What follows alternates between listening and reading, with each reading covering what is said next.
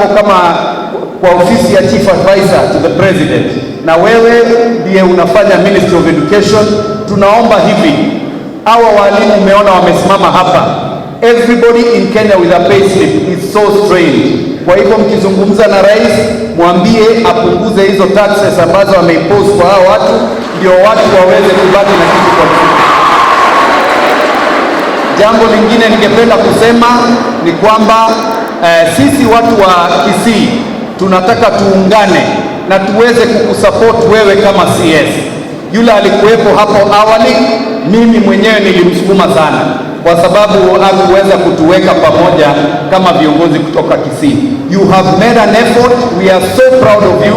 Tukikuona kwa TV kama mimi, one of the fiercest critics of this government, na mheshimiwa wetu senator, tumekuja hapa kwa sababu sisi tunakupenda kama kijana wetu wa hapa nyumbani. Kitu kingine ningependa kusema ni kwamba hapa Kitutu Chache South tuko na polytechnic inaitwa Kiamwasi Polytechnic hapa juu, ama Kitutu Chache National Polytechnic.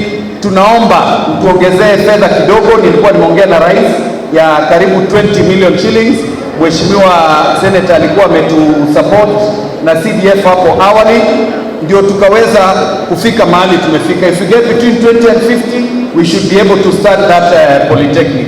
Ingine ni napenda kusema bwana CS ni kwamba sisi kama jamii ya Omo Gusii, while we support you as our CS and as our SG na viongozi wengine wote katika serikali, sisi tungependa kuwaambia hata kama tuko shuleni, sisi pia tuko na kijana wetu wa hapa nyumbani ambaye tunampaka mafuta.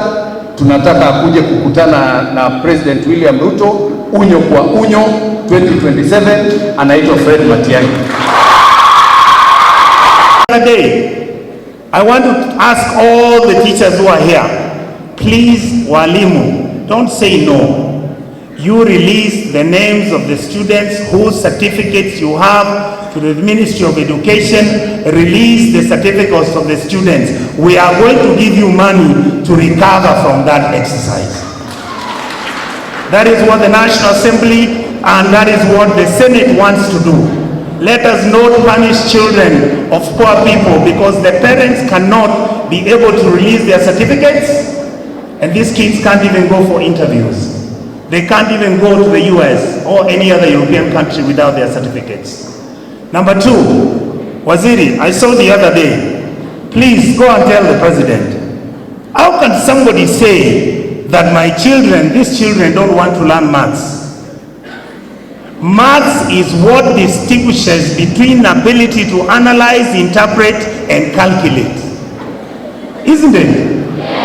Yes. Please tell the president, allow some to do pure maths, allow some to do moderate maths like me who are really stupid in class, but intelligent on everything else. And don't punish us by allowing our children not to be able to articulate and serve our community very well.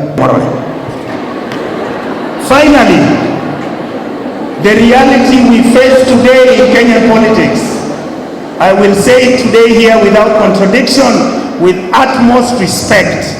Kenyan politics is based on arrangements and programs where political parties negotiate for what they take to their counties and areas. We have decided that as a community and as Kenyans, we are also going to set up our own political party. We are going to produce our own candidate who will negotiate with the president and all the other people who are running for political office in this country.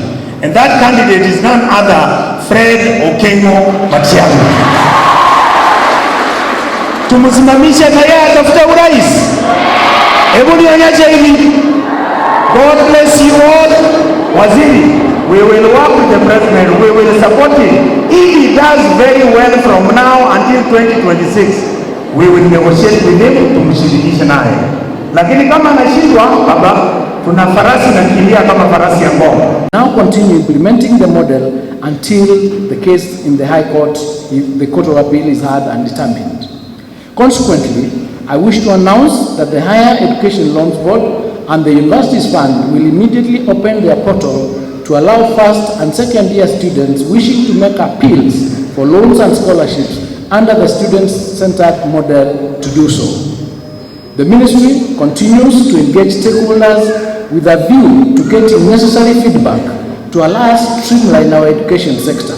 Such feedback, like the debate that is going on the maths, we are listening to it and we are looking at it and we are analyzing to see that we make the right decision for the sector. You may be aware that on March 10th, 2025, all education stakeholders held a dialogue on the quality of learning under the competency-based education in this county of Kisii at the Kisii High School. I thank all those who attended the event where important conversations were held. After conducting those dialogues throughout the country, I'm happy to report that there is consensus that the reforms in education are rolling out well despite a few challenges. I promise that the ministry will bolster its programs to ensure intended education reforms meet the expectations of all stakeholders. I wish to inform you that we have now fully addressed the concerns about the transition from junior school to senior school, particularly regarding career pathways and placement criteria to grade 10. The feedback from our stakeholders has been weaved into our earlier proposals, and we now have guidelines that are fit for purpose of placing our learners in grade 10 next year. There was a resolution from the dialogue that placement in pathways will be guided by balance of learner interests, available infrastructure, and equity considerations.